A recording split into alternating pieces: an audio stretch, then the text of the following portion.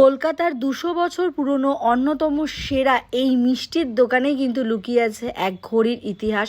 সমস্ত ডিটেলস জানতে পুরো ভিডিওটা দেখতে হবে। এই ভিডিওটা কিন্তু মিস করলে একদম চলবে না। প্রথমেই আমি এখানে গিয়ে ট্রাই করে নিয়েছিলাম আমার অল টাইম ফেভারিট এখানকার রসগোল্লা, যেটা খেতে কিন্তু ভীষণ ভালো লাগে।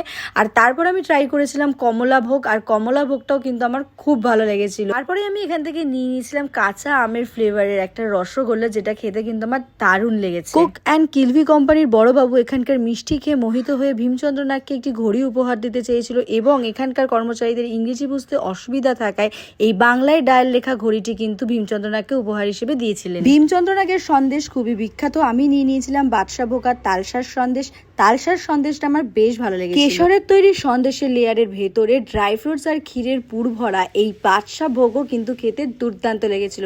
একবার হলেও এখানে গিয়ে এই মিষ্টিটা ট্রাই করো। সবশেষে এখান থেকে খেয়ে নিয়েছিলাম এখানকার আম দই, আর এই আম দইটাও কিন্তু অতুলনীয় লেগেছিল আমার। আমের সিজনেই কিন্তু শুধুমাত্র এখানে এই আম দইটা পাওয়া যায়, অন্য সময় পাওয়া যাবে না। তাছাড়াও তোমাদেরকে বলে রাখি, দোকানটা কিন্তু খুবই পরিষ্কার পরিচ্ছন্ন ছিল। এখানকার স্টাফরা কিন্তু প্রত্যেকেই খুব হাইজিন মেনটেন করে সব কাজ করছিল। কলকাতার এরকম একটা হেরিটেজ জায়গার ভিডিও দেখে তোমাদের কেমন লাগলো কমেন্টে অবশ্যই জানিও। লাইক ফলো করে দিও। আজকের মতো এখানে টাটা। অ্যাড্রেসটা একবার বলে দিই তোমাদেরকে। হেন সিনেমা থেকে একদম বউবাজার মোড়ে যেতে মাঝামাঝিতে কিন্তু এই দোকানটা পড়বে।